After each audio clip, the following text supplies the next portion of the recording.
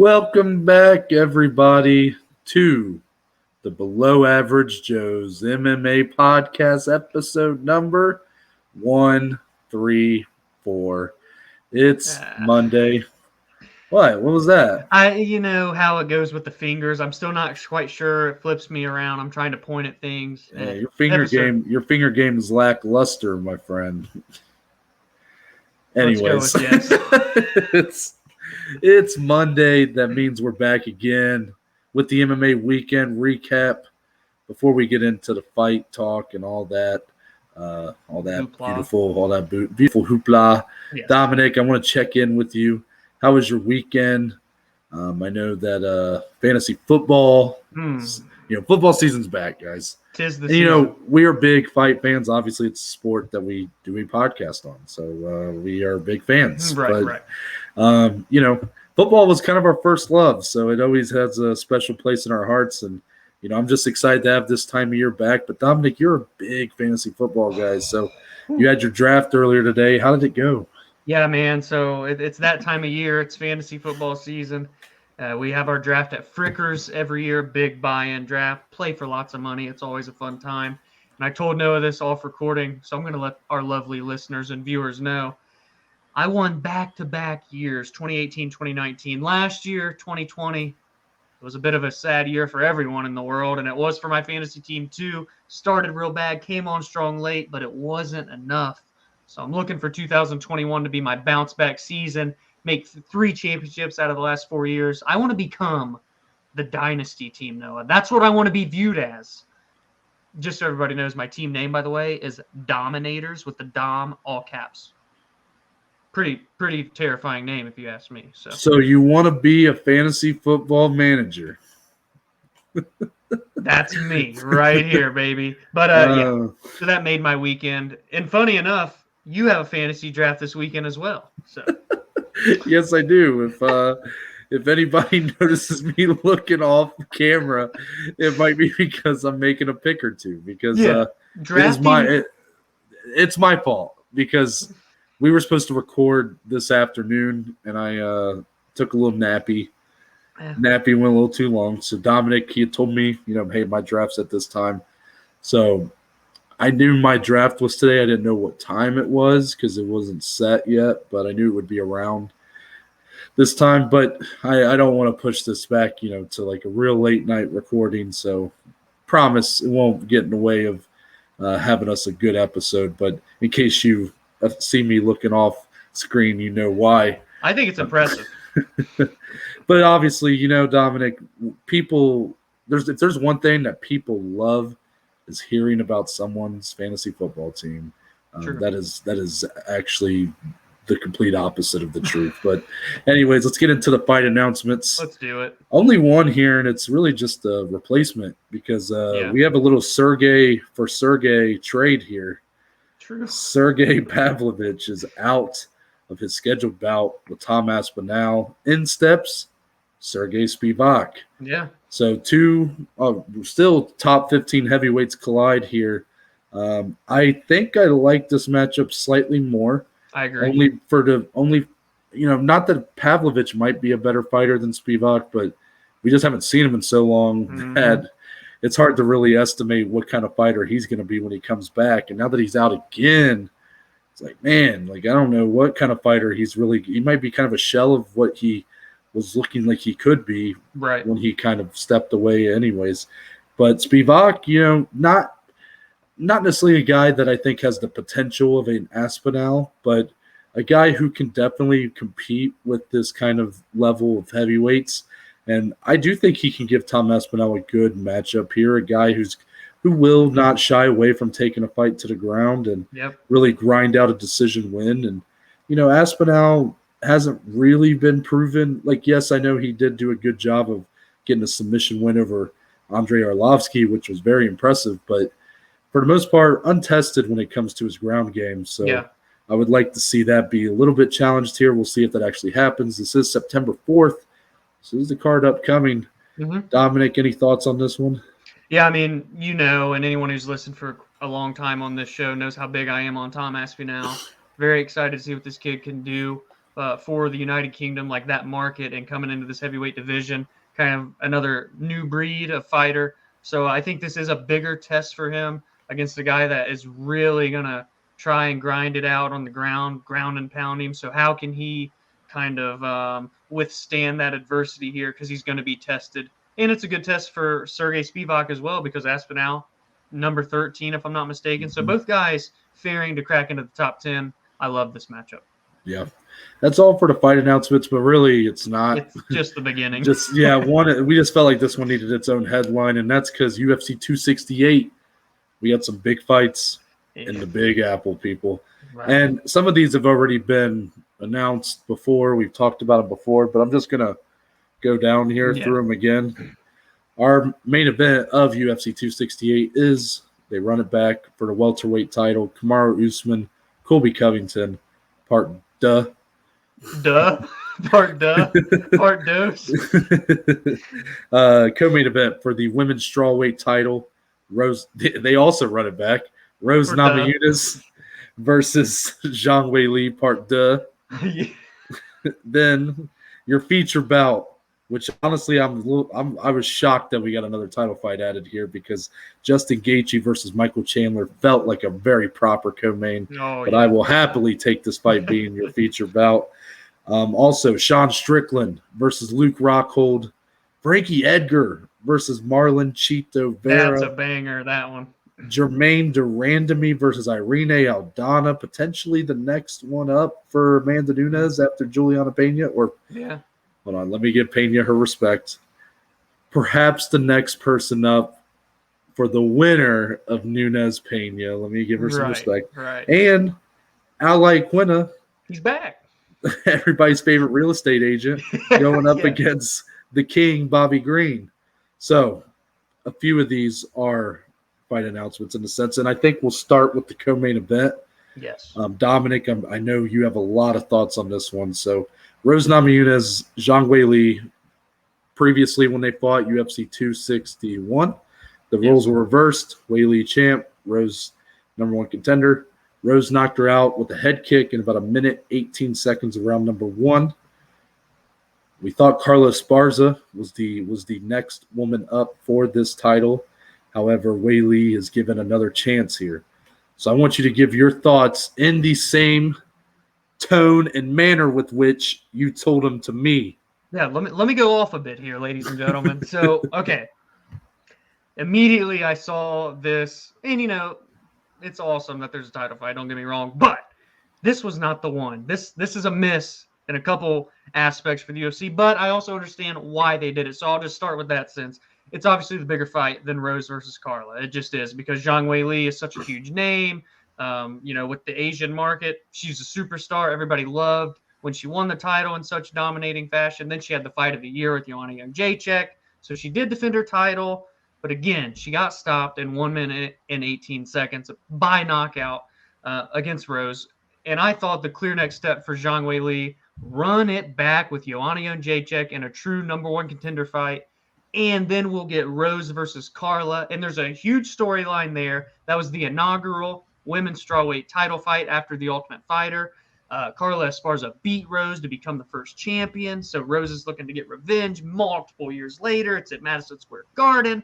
Rose Namajunas is the queen of Madison Square Garden, by the way, because she shocked the world when she beat Joanna Jędrzejczyk there to win her first title. I'm ranting a lot here. I'm going a lot of different directions. I don't like that they made this fight, but I get why they did it. I just feel so bad for Carla, who's rallied off 5 straight wins, the latter 3, Michelle Watterson, Marina Rodriguez. Then she TKO'd Yan Xiaonan, who, by the way, was undefeated in the UFC before that fight. And that was Carla's best performance of her career, outside of when she beat, wait for it, Rose Namajunas to become the inaugural champion. So I really just, again, it's not as big as Rose versus Weili 2. I get it. But the storyline there felt really special, and to be able to capitalize on that in MSG, I felt would have been a very interesting, special moment for both ladies. And the trade-off, you get Joanna and Weili number 2. I mean, everybody wants to see that fight for a second time. So, I could just be bantering and disagree or agree with me, whatever. I just felt it was a miss. Either way, with the result of the first Rose versus Zhang Weili fight, with the very convincing knockout, I'm still just as intrigued in the matchup itself as I was the first time, because they're just super talented women. So that's my rant. Hopefully some agree with me. I know a lot are going to disagree, but we'll see Carla get that shot eventually. I sure hope so. You think people are going to disagree with you? I feel like everybody's on your side. Okay, good. I hope so. I mean, I think you understand, like, okay. Yeah. We talked about this, forewarning to the viewers. Me and Dominic talked. We went back and forth a little bit on this in our group chat with our friends. So like, we kind of know where each of us are going here. I don't disagree with Dom's take. Like, if you asked me who should be next, it's Carla Esparza, 100%. Zhang Weili, one title defense. As amazing as that title defense was, only one defense, lost in the first round. Yeah. Don't think that's deserving of a run it back. It wasn't like a Stipe where broke the record and then gets knocked out in the first round and then you run it back. Right. I'm not a big fan of them. I've talked about how I don't like immediate rematches in general. Yeah. So I'm not, not supporting that, but I try not to be over presumptuous. And this isn't so much me saying that Dom is, because he's really in line with what the majority opinion really is right now. So this might be just me not being presumptuous enough, but I try to take a step back and go, the UFC at the beginning of this year were ready to skip over Rose and give Carla the title shot against Zhang Weili at UFC 261. That didn't happen, but it makes me think that Carla had to have been offered this fight. And now, again, is it presumptuous to assume she was offered it? Yes, but considering she was the clear number one contender in my eyes, I have a hard time seeing where she wasn't at least in the discussions. Right. Now, should she have clearly been given the title fight? I saw her response on Twitter. I had like just a couple emojis, like broken heart and stuff, yeah, which kind of made me think, okay, maybe she wasn't offered the fight. Right. You definitely you were talking a lot about the Chinese market yesterday, just how you felt like that was clearly the mindset for this fight being rebooked, is that Zhang Weili is the head of a very big market that the UFC wants to make a splash in. She's the first ever Asian champion, so she just has that entire continent behind her. Yeah. Asia, just huge moneymaker there. So obviously they would want to run that back. I just think that I don't know if that's the dominant reason why this fight's being made. Again, if Carla Esparza was not offered this fight or was not, in talks for his fight, I'm going to have a bigger problem with it. Yeah. But this is the same weekend. The UFC is going head-to-head with the Canelo Alvarez fight the same weekend. So they wanted to stack this card from top to bottom to make it competitive in the combat sports realm of pay-per-view buys. Putting another title fight on here made sense. To me, this comes off like they wanted Rose to defend on this card. They found a few challengers. Who's ready? Who can step up here? If Carla wasn't ready for it and Zhang Weili was, that's a reason that she might have got the fight over her. But again, this is all kind of just assuming one way or another. All I know is I'm still as intrigued, like you said, for this fight the second time, maybe even more so than I was the first time. I mean, probably not, maybe not, but it feels just as close. Right. I don't have to. This isn't like when Masvidal fought Kamaru Usman a second time. I didn't have to. Even though I did get excited for that fight, the closer it got, that was due to a lot of the promotion behind it and stuff. We haven't even gotten any of that yet. Yeah. I'm just ready. I'm excited to see it run back a second time. I'm going to be honest. I think it's a better fight than what a Rose and Carla 2 would be. I'm not saying that should be a reason that someone gets skipped over. It shouldn't be. Right. But I can't deny that I have a greater interest in this bout than Rose and Carla 2. I know a lot of people might disagree with me on that because Carla beat her the first time. But I just think I think Carla's just showed a lot of holes since she won that title. Right. Even on this win streak she's been on, she's had 3 split decision wins, 2 split decision wins, 1 majority decision win. Yes, the Yan Xiaonan win, big stamp, a big exclamation point on that win streak, and I still think she should be next. But all in all, I'm still excited for this bout. I will be interested to see, little thing to throw out here now, because I want to throw this out here before. I want to be the first to do it, Dom. Okay. For Zhang Weili, I wonder if maybe she has been tossing some feelers to the UFC about a potential move up to flyweight, and they wanted to give her another chance here. If she loses, I bet she goes up to flyweight, kind of like what Jessica Andrade did. Yeah. And that might be the end of her run as a strawweight here. So any thoughts on that? Well, I saw some people on Twitter saying how, if Zhang Weili goes out and loses again to Rose, what could that potentially do for the star power that she had built? And then all of a sudden, she's on a 2-fight skid just like that. But we obviously think that she can make a future flyweight as well. We talked about it on our episode last year that we just recapped the other day. And, honestly, she could go out and lose to Rose a second time and probably still jump up to flyweight and take on Valentina, or take on one fight and then get a title, because she really is that big of a name. So I don't think that's out of the realm of possibility.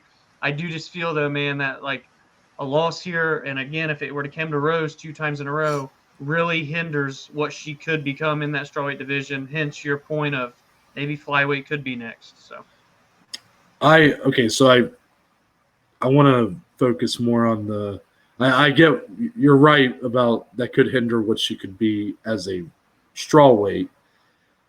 But to the point of kind of a lot of the chatter online, I think MMA's proven that it's not really a sport focused on the losses so much, compared to boxing. Even Francis Ngannou lost 2 fights in a row in very, very poor fashion. I mean, he got dominated by Stipe in a title fight, and then had one of the worst fights of all time with Derek Lewis. You couldn't have 2 worse losses than those. Yeah. And then look at what this guy's come back and still become. The guy's still a star right now. 100%. If anything, I mean, he's probably in some way. I think his even though you had that dip during that time, I think his projection as a star is exactly what we thought it would have been when he was knocking out Overeem leading up to that title fight. If not bigger. Stipe. So I think it might be a little overblown to say, like, what could that do? We don't really know, like, mentally, like, if Zhang Weili would just, would mentally this hurt her so much that she couldn't, have the confidence to really go in there and fight her fight. I don't know. It could. I usually give our fighters, I think I give our fighters more credit than that. I think that I think their mental fortitude is usually a little better than maybe what we would assume. Right. So I think it might be a little overblown to estimate that, like, a loss here, how that could hinder her star-making prospects. She still is the clear front runner for the Asian market, and there's really not anyone close right now. Yan Xiaonan got, pummeled by Carlos Esparza. That set her back. You got Li Jingliang out there who's got Khamzat Chimaev. That's someone potentially, but I wouldn't put a lot of eggs in that basket right now. So she's still the clear front runner for this Asian market, and with a fun fight style like she has shown to have, fight of the year already with Joanna. The way she won the title over Andrade was brutal and awesome.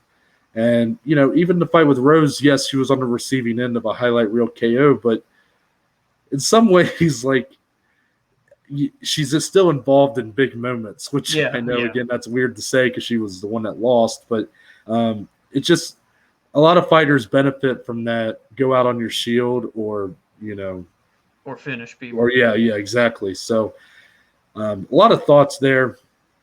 I don't want to, I want to be able to talk a little bit about some of these other announcements, but any final thoughts on that one? No, not on that fight specifically, man. Okay, so the other ones that were announced, Frankie, Edgar, Marlon, Vera, and I'm going to go ahead and put Germaine de Randamie, Irene, Aldana, Iaquinta, Bobby Green. So we got 3 fights here. Out of these 3, is there one that sticks out to you a little more than the others? Is there any storylines here that really intrigue you going in? I like Edgar Vera. I think that's a really, really fun scrap. for Cheeto to potentially come out against another legend. Obviously, we saw him fall short against Jose Aldo. So how can he fare here against a guy like Frankie Edgar? Can he catapult into the top 10? Can he get the biggest win of his career outside of the win against Sean O'Malley, I guess? But then, GDR, Irene Aldana, potential number one contender bout. Can Irene put it all together? Can she make the weight this time and then get a big win over such an elite striker in GDR? And then Iaquinta, haven't seen him in a very long time.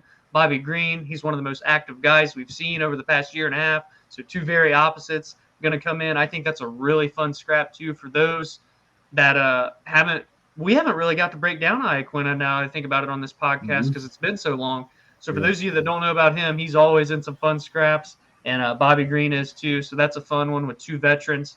And then I can't even imagine what the rest of the prelims are going to look like. So this card is absolutely bonkers, man. I just kind of went over all three. I guess you can just do the same. Yeah, I won't touch on all of them. Edgar Vera is – I have told you, I said that's beautiful matchmaking in my opinion. There was a lot of rumors it might have been Sean O'Malley and Frankie Edgar next. Yeah. Frankie really wanted that fight, and honestly, that would have been great too. But even though Marlon Vera beat Sean O'Malley, I like this matchup for Frankie more than a matchup with Sean. Because I feel like a matchup with Sean would be kind of just asking to get put on like a highlight reel. Yeah. And I know saying that is a risky because you saw what Frankie did to Yair Rodriguez, but he is not the same fighter even that he was then, let alone when he was like a champion. He has regressed, but still a very competitive fighter. You saw what he did with Pedro Munoz at the end of last year. What I will say about this fight, though, is that both guys bring similar things to the table. They're very high output, very technical fighters. They are very durable. So that's the interesting matchup for me. I think that could be a war of a fight. And that's going to be that's the fight that's opening that card, I believe, on the pay-per-view side. So that's pretty awesome. The Randamie Aldana, that does have a lot of stakes to it, considering you could be looking at the next challenger for the winner of Nunes Pena. We give Pena her respect. Iaquinta Green, that's just like a fight for the fans, in my opinion. Not a ton of stakes, especially because Iaquinta's fallen out at the top 15. And there is a cicada just I hear that making some. I don't know what it's doing out there, but it needs to shut the hell up right now. He's just very interested in the UFC 268 card. No, clearly, he shut up. So I guess there you go. But Iaquinta Green, that's a fight like for the fans, just two guys that people have loved for a long time, have been in a lot of good fights, just being matched up against each other. Think of like a Donald Cerrone, Anthony Pettis type fight. And, I'm looking forward to it. I'm glad to see Rage and Al back. Haven't seen him in a long time, so that one should be a lot of fun. Moving on from there, unless you wanted to – I was just going to say one more thing really quick. Can we just appreciate my man's Trevor Whitman, because he's going to be going from Justin Gaethje to Rose Namajunas to Kamaru Usman, 3 straight fights on that card. Wow, this dude already is one of the best coaches out there, and if he gets 3 winners on the same night, his main 3 staples, that's going to be quite impressive. I just wanted to give Trevor Whitman a shout-out real quick. Agreed. So, moving on from there, PFL playoffs week 3. Dominic, this card kind of ended up living up to what I think we said going in. Very competitive bouts from top to bottom. We did have one unfortunate ending, but what I guess was your big takeaways here? All in all, the main event I thought lived up to my expectations with Movlid Khaibulaev. Ended up getting that split decision win. Blasphemous. Unbelievable. I don't know why it was a split, but Brendan Loughnane getting a lot of the airtime going in here, getting a lot of the camera time, and deservedly so. This was a guy who had been on Dana White's Tuesday Night Contender, got passed up even though he won his bout, and comes into the PFL here and was really looking to make a big statement. But Movlid, I said I really like this guy, undefeated coming in, remains undefeated, really showing that Dagestani-like grappling, and I love it. So I'm very excited to see him going up against Chris Wade. So Bubba Jenkins getting a tough loss. Dominic, I know that one's got to hurt a little bit. But really besides that, I mean, my takeaways were more on that side of the bracket. You know, if you go to the light heavyweight division, Antonio Carlos Jr., I thought looked good. Again, I think he should win this thing. And probably that might even be more the case because Martin Hamlet and Cesar Ferreira didn't really have much of a fight. Yeah. So I definitely look at him as the favorite right now, and he performed up to that, I would say. So I'm going to let you take over and give your thoughts, kind of where your head is for these fights. Yeah, so I mean, Movlead looked very dominant against an ultra impressive Brendan Loughnane. The split decision is crazy. That's again judging in multiple straight PFL events where someone almost loses a chance at $1 million due to poor judging. That was just unbelievable. I was sitting here watching them right here in my bed, and they said, they said Movlead's name, and I'm like, wait, so that means we're about to have a split decision? It was just crazy to me. I thought it was a clear 3-1, if not a clear 2-1 at the bare minimum, but there's no way you could say Brendan won that fight. And he did have fun moments, and he fought well off of his back, but it was just, not enough. But I digress. Movlead ultimately got the win regardless, undefeated. Him and Chris Wade, I think, is a very fun grapple-heavy fight. Chris Wade looked really good against Bubba Jenkins, kept an insane pace, looked for submissions, had good ground and pound, and ultimately controlled him for 3 full rounds. So I thought he looked very good. That's going to be a very, very enticing matchup for the featherweight championship. And then, of course, Antonio Carlos Jr. did have a bit of a fun scrap with Emiliano Sordi. It was back and forth, but he did ultimately just look to be the better fighter in there. And now, like you said, with Martin Hamlet getting that TKO, but Cesar Ferreira kind of pulled his hammy, I guess is what it looked like to me. After he had thrown a leg kick, it just tightened up on him. He collapsed down. Martin went in for the ground and pound TKO, but it was 13 seconds. I mean, we didn't get to see anything from him. To Martin's credit, he's going to be the fresher fighter. I mean, he took no damage, whereas Antonio Carlos Jr. was in a 3-round war. So it could be a fun finals for the $1 million in the championship. But I think really Movlead and Chris Wade, that's a very, very enticing grappling matchup for the championship. It is, but I got to ride with Movlead. Oh, it's your turn to take.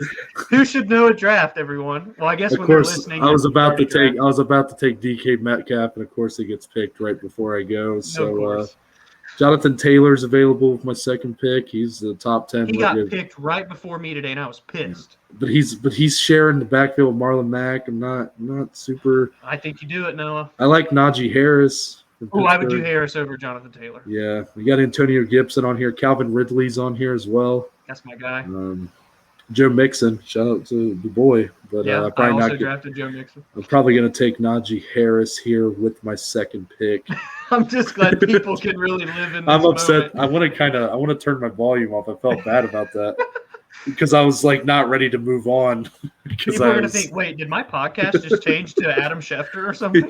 Yeah. Final thoughts on the PFL being I'm riding with Movlead Khaibulaev to the end here. I really thought his toughest fight was here with Brendan Loughnane. And, Loughnane gave it his all, but this was just a performance that really showed me how good Movlead is. And, Chris Wade might get a little overlooked in this matchup. He was going up against a very popular PFL fighter, Bubba Jenkins. Yeah. We didn't even I don't even know if we mentioned his name, Chris Wade, on Friday's episode. So not as much as we are now. And I say these things a lot but it's not really to make us feel bad. It's just that's what it is going in. Right. Bubba Jenkins kind of was the guy going in here. Yeah. So all in all, I thought it was a good week of playoffs for the PFL. It's fucking bug, dude. It's all right. It's a really interesting episode here, audio-wise. So let's move on to the UFC Saturday night. I'm afraid, Noah. That main event, man. Giga Chikadze getting to round 30 TKO over Edson Barboza. This was a very good performance from Giga Chikadze, and the more I think about it, the more I enjoy it from Giga's point of view, because even though I had it 1-1 going into the third round, I thought Barboza had a nice comeback in the second round.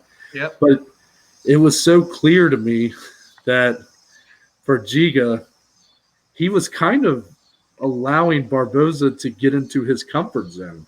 He was backed up on the fence, letting Barboza pressure him, which is usually when Barboza's at his best. Whenever Barboza has to fight off his back foot, he's a completely different fighter.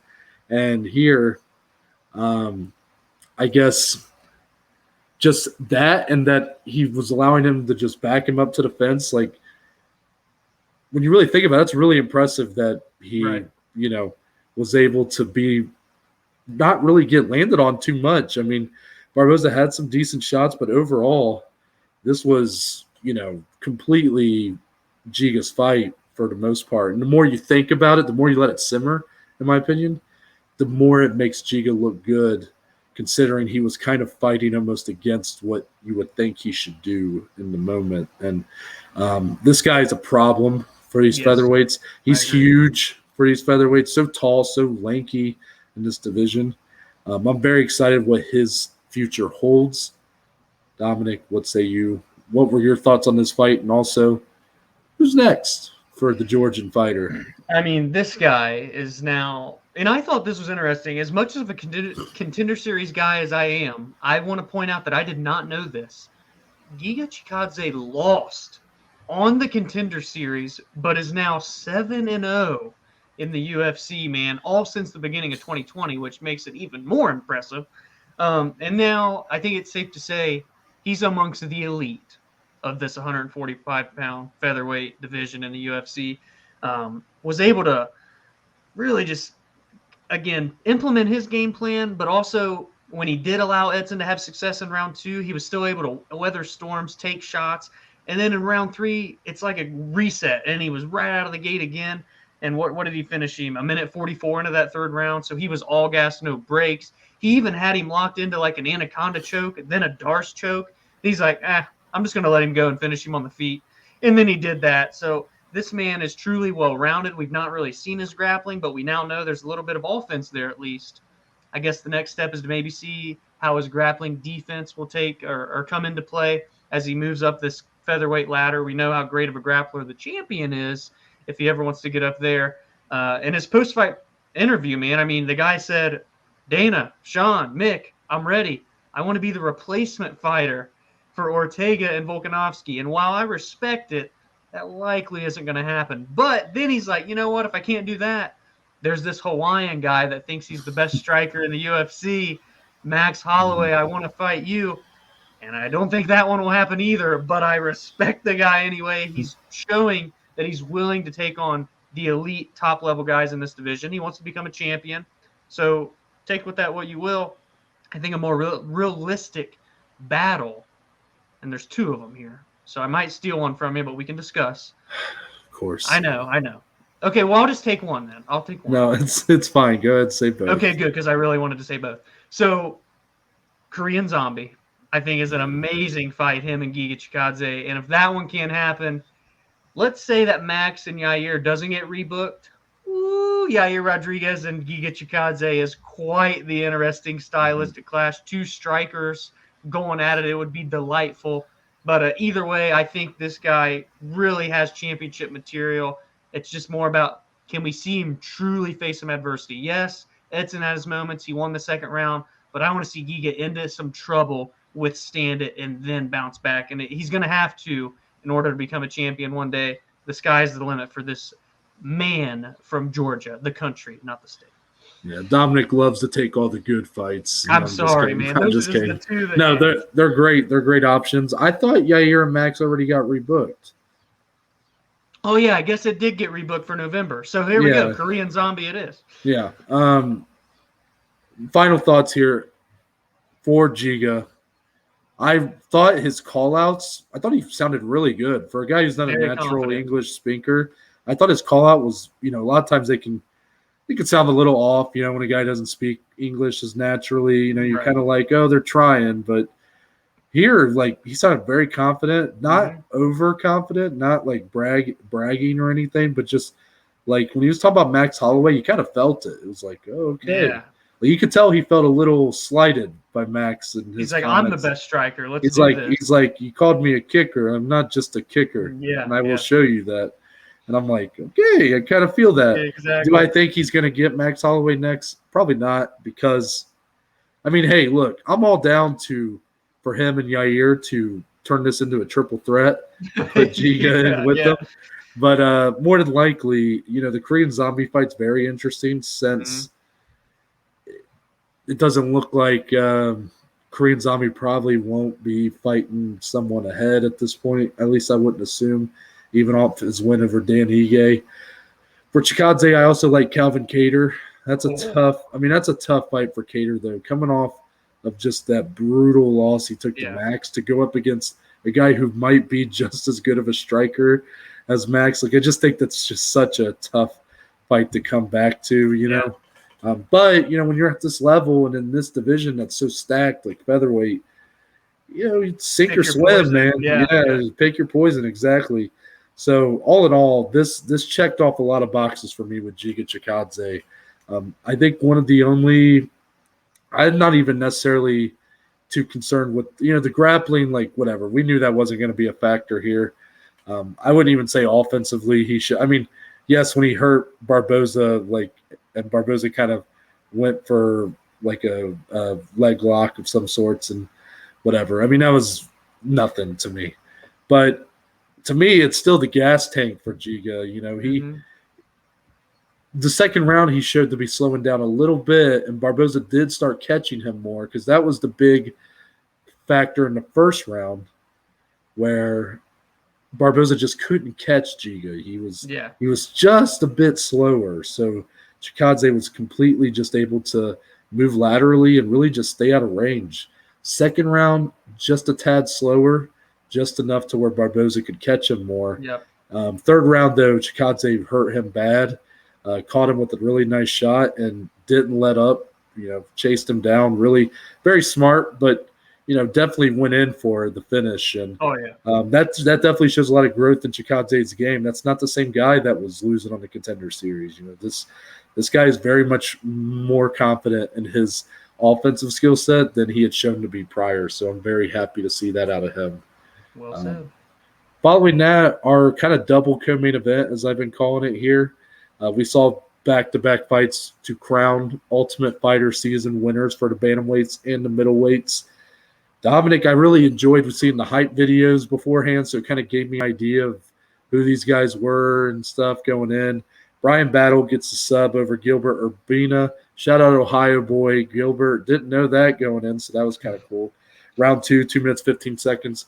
And then Ricky Tercios and Brady Highstand fight to a split decision that Ricky gets the nod in. Fight of the night for sure. Oh, yeah. So what were your takeaways here? Was this kind of how you expected these fights to go? Did anything stand out to you that maybe you didn't expect as someone who has watched the whole season? Yeah, so I'll just start with the middleweights. Gilbert Urbina came out like a rocket, man. Attacked Brian Battle early, nearly got a finish. Brian Battle fought 4 minutes in the first round with no mouthpiece because they couldn't find it. It bounced out of the cage, came back into the cage. I don't really know what happened to that damn mouthpiece. But Gilbert Urbina looked great.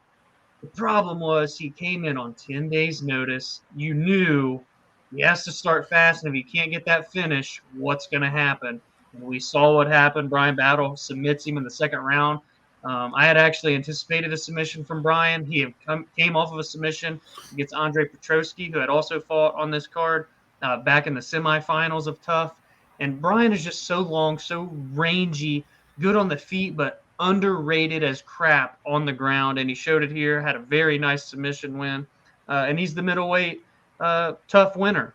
For the bantamweights, this fight was unfreaking believable, man. The grappling, the pace, the all-out slugfest on the feet. I mean, Ricky Tercios gets the win ultimately and becomes the Ultimate Fighter. But Brady Highstand, I don't doubt for a second that we won't see him in the UFC because he just showed ultimate heart. The guy's only 22 years old. Like I mentioned on Friday, he trains with Juliana Pena, Michael Chiesa, so he's in a great camp. They're molding him into being a future contender. But the night belongs to Ricky Tercios. What an interesting character that he is. The modern-day Diego Sanchez. I said that on Friday, too.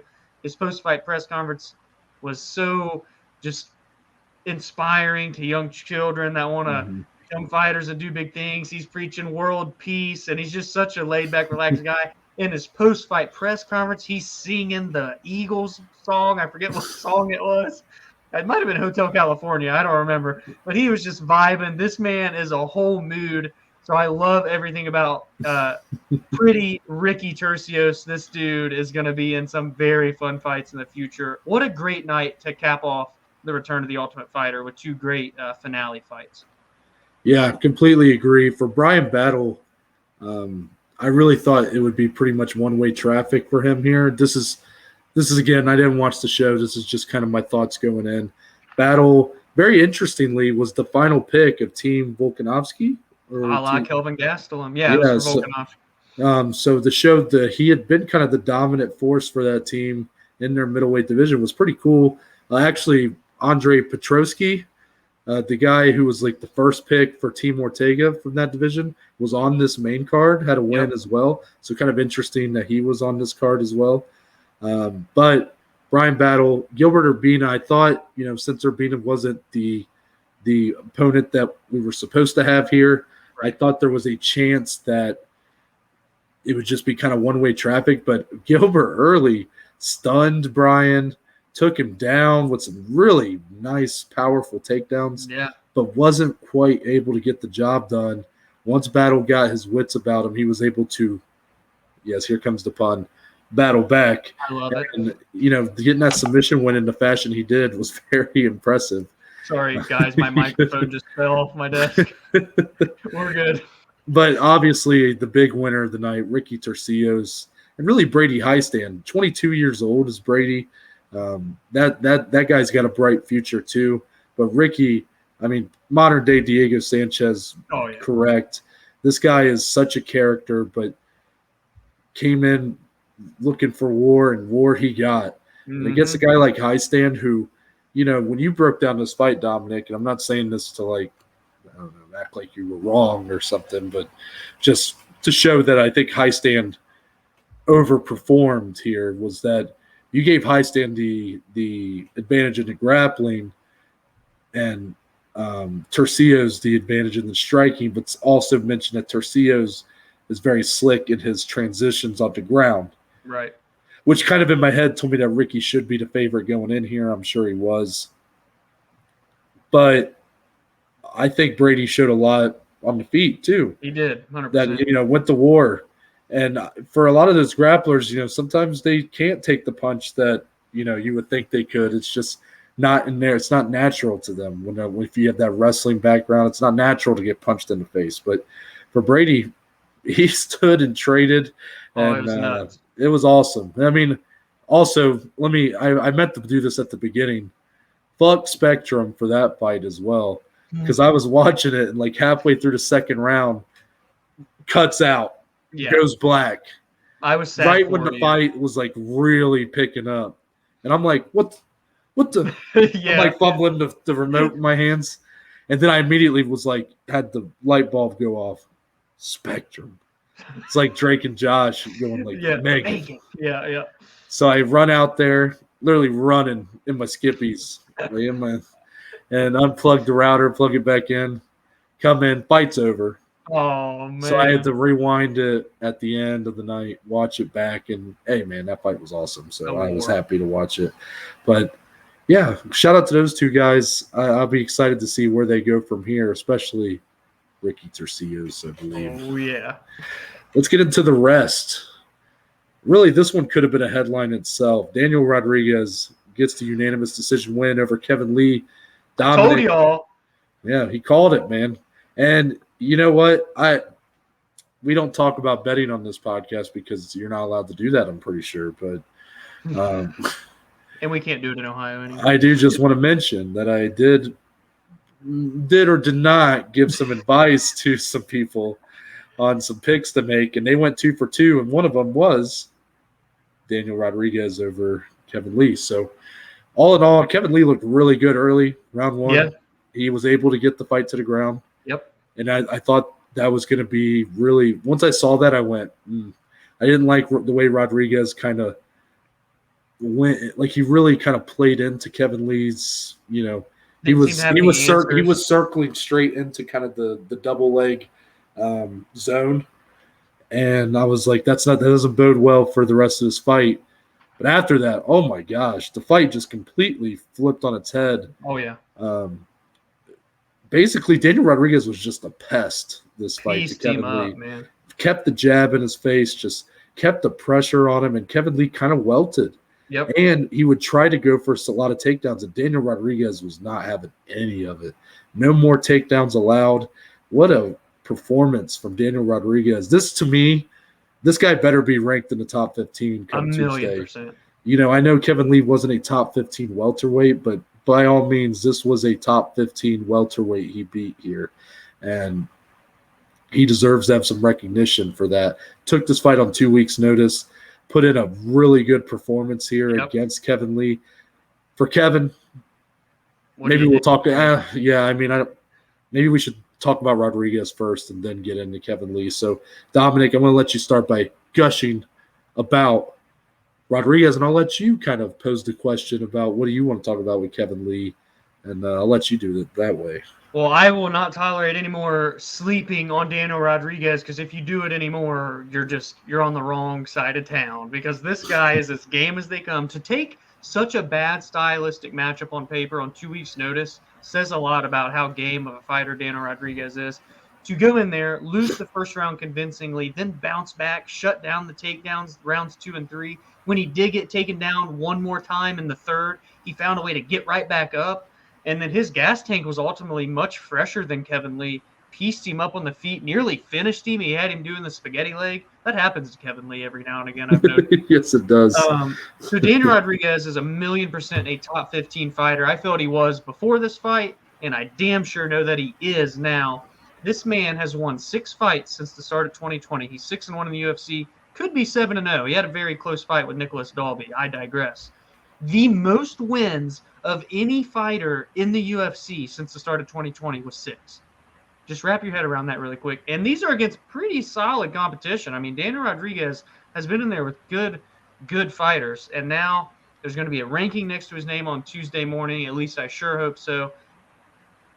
And it's just going to be, can he continue to evolve? The stand-up is there. He's dangerous. He carries power, but it's not one-shot power. He pieces you up and can wilt you under his combinations. Mm-hmm.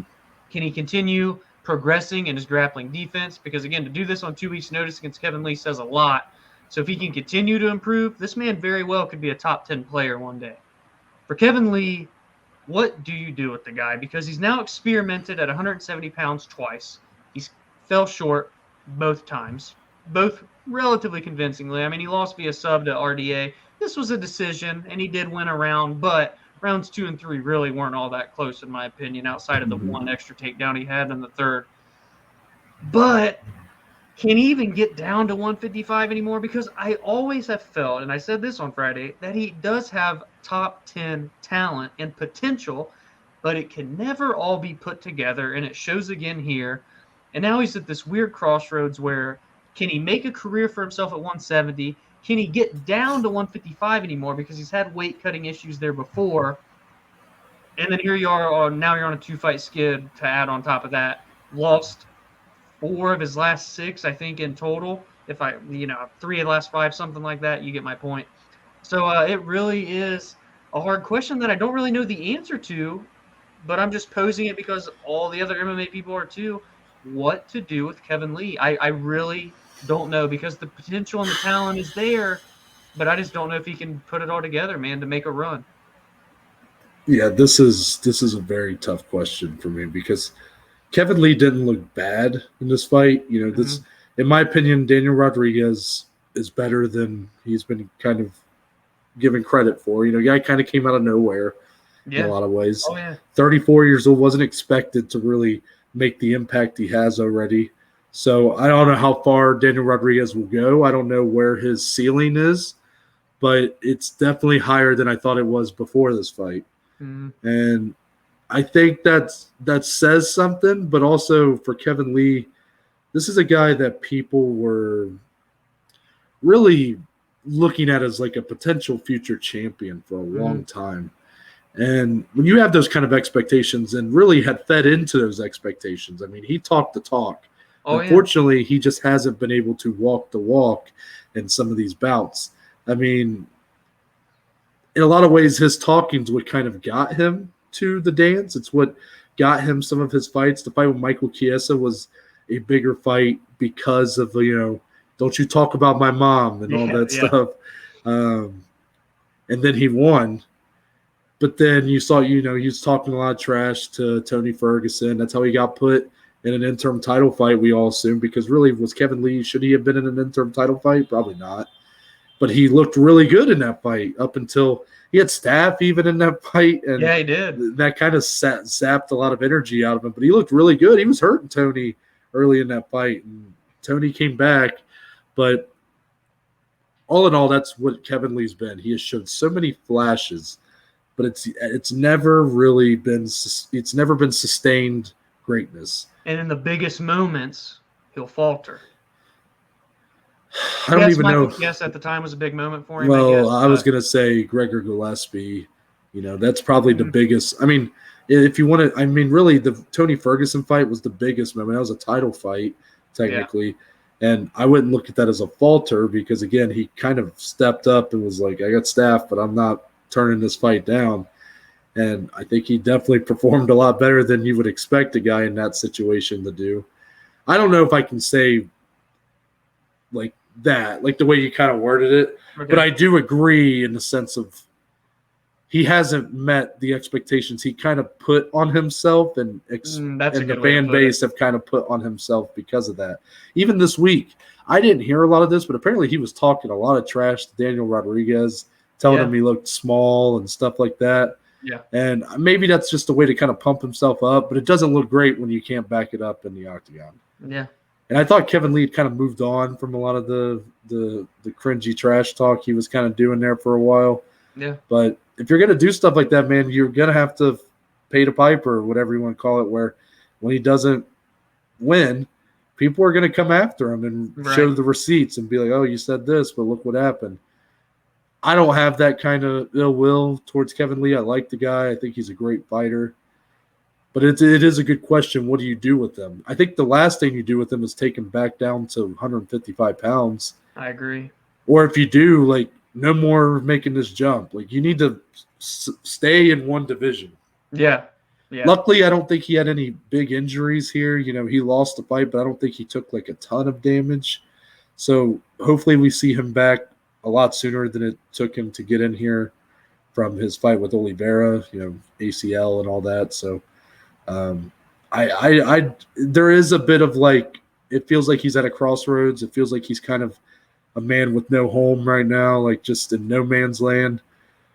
But I do think, and I hate even opening the door because I feel like that's what I've done for Kevin Lee every time he's came up short. It's just, I still think there's just a sliver of a chance that this guy can still really make a splash in this division. He's 0-2 at this point as a welterweight. In a lot of ways, I'm looking at him like I look at Jose Aldo at bantamweight right now. We'll see if that turns out to be true. I don't think he's a future title holder. I didn't really think that even at his peak. I thought he was really good, but I never really looked at him as being like the guy to beat guys like Khabib or Tony or Conor. But a contender kind of deal. Yeah, but definitely a contender. And I don't know if he's even held up that end of the bargain. And at welterweight, do I think he's a contender? I don't know. Yeah. I don't know. But I think he does fit in nicely into that lower half of the top 15. Which, I don't know. If you're shutting the door on like title aspirations now, like for me, if I'm shutting the door on like his title aspirations now, like should he really, in my eyes, is like, what's the point? Right. But I guess, for him, this is a way of life. It's what he loves to do. So all in all, I think he's still got a career left. Just, I really don't know where you go from here. Yeah. Any other final thoughts on that one, Dom? I kind of rambled. No, you're good, man. That's all I got on that one, though. Okay. Moving down on the card, Gerald Meerchart. Hey, now. Biggest underdog on the card. And guess what? I don't even know if I worded him. I don't even know if I put his name on the podcast Friday, outside of just saying this is the guy that got knocked out by Hamzat. He comes back and subs Mahmoud Muradov in the second round, minute 49 in. Man. My big takeaway here was the shots that Mirchart ate from Muradov here makes me just wonder what did fucking Hamzat have in his gloves that night. Yeah. But this was, I mean, a great comeback performance for the veteran. Happy to see him kind of get that moment. But for Mahmoud, that's a tough loss. But, the guy still looks really good, I think. Sure. So I think it's just going to be one of those that, overall, Muradov's still going to be the guy that probably has bigger fights ahead compared to Mirchart, but not his night. Mirchart, deservedly so, gets the win. Yeah, I mean, what a comeback, man. To really could have been finished in that first round multiple times. It felt like it was like Muradov was just toying with his prey at certain points of that fight. And then in the second round, GM3 coming out of the gates, firing on the feet and hurting Mahmoud, and then inevitably getting the submission. It's just the crafty vet against the young up-and-coming prospect. Mahmoud was on a 14-fight win streak coming into this. It was his biggest test. He failed, but I don't doubt for a second we'll be back. Noah's very high on this kid. He talked about him on Friday, and we're going to be talking about him again. So shout out to GM3, though, man. The crafty vet with an amazing come-from-behind win. Yeah, I definitely agree with that. And this last one here, this one didn't take any time. Abdul Razak Al Hassan just took him 17 seconds to get the knockout over Alessio De Chirico. Dominic, I'm on the clock, so I'm going to let you start here first. What were your thoughts on this knockout? Well, I'm just going to say this dude, Abdul Razak Al Hassan, has 3 wins in under 1 minute now in the UFC. So this man has crazy power. He's either going to put you to sleep or you're going to put him to sleep. And just when I'm bringing out, very seldomly when a knockout occurs in the UFC or in MMA, I'll bring out a fun meme on Twitter of Bean with the 2 little teacups, and he spills them and has a shocked look on his face. But this was one of those knockouts where I pull that meme back out on Twitter. And it was just a one-shot, perfectly timed head kick as De Chirico was coming in. Al Hassan threw the kick. It was perfectly timed. The thud you heard on the audio was sickening. He flatlined him immediately, and you knew it was over. What a knockout victory. Al Hassan really needed that too to bounce back. And again, when you have a guy that's going to be in these fun fights, although they won't last very long, you got to just keep feeding him these fun matchups, man, because he's either going to go out on his shield or he's going to put someone to sleep, and he did it again here. What a victory, and very much deserving of that $50K bonus. Absolutely devastating head kick. Yeah, Al Hassan, this guy is just – it's always a killer be killed. I mean, he was on the receiving end of a Chaos Williams right hand that was insane. But this is what he does, man. His comeback, he had a long layoff, had a lot of legal issues that thankfully for his sake, seemed to have been resolved, and he kind of cleared of any wrongdoing. But all in all, his comeback since then, he's been 0-3. Yeah.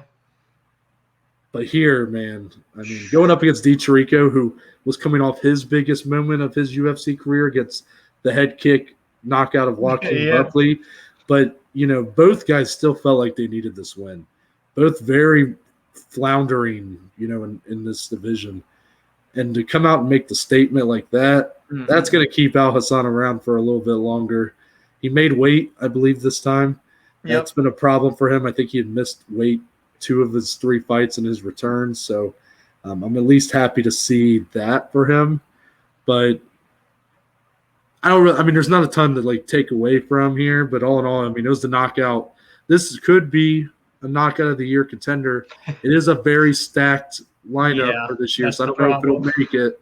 But the shin, that was all shin. Was bad, man. Bad. that was nasty. I wish the cameras would have caught it a little better live. Yeah, the camera was transitioning right as he threw it, so you had to kind of wait for the other angle to come out later to get a good look at it, or the replays, I should say. But good win for him, and this is a fight I felt like we should have talked about Friday. I kind of felt it a little bit. We didn't, but now we get to talk about it here because look at that. Look at that. Look at this. Anyways. But that's going to wrap it up for this MMA Weekend Recap. It's been an interesting episode, Dominic. But a lot has went on, but we sure did survive it. No, I made it through about 8 or 9 rounds of fantasy drafting. How's the team looking? Let the audience know before you sign off. Yeah, because they all care so much about my fantasy team.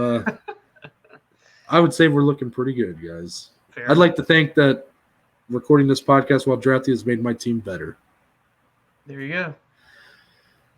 But a lot's happened. We've had cicadas out there singing in the night sky. My mic fell off the desk. Your mic fell off the desk. It's just been one of those days. And that's why we're called the Below Average Joes. Hey, that's why we picked the name. Yeah, y'all baby. never better have expectations for us. No, I'm just kidding. But appreciate the support as always. This once again, I'm going to plug it. 2-episode week, but yeah, it's a fun week though. It's kind of a 3-episode week in a way because Friday we have 2 episodes coming to you. What? 2? We have our normal MMA weekend preview, and then we are making our first ever appearance on another podcast.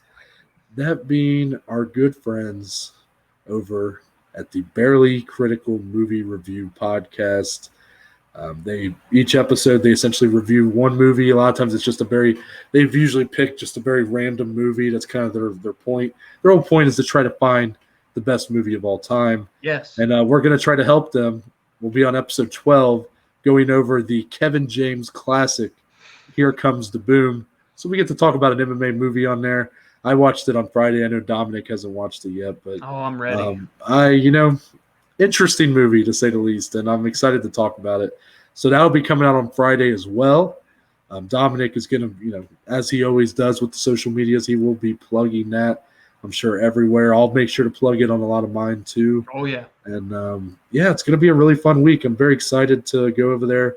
Trevor and Luke, great guys, and they do have a really good podcast, so please go show them some support. Yeah. Because they started a little bit more recently. So I'd love to see them, maybe get a few subscribers from us. I don't know. 100%. Get on over there. Yeah, so go support them. You can also listen to the audio version on Spotify, so look it up there as well. But until then, Dominic, tell the good people where they can find you on social media.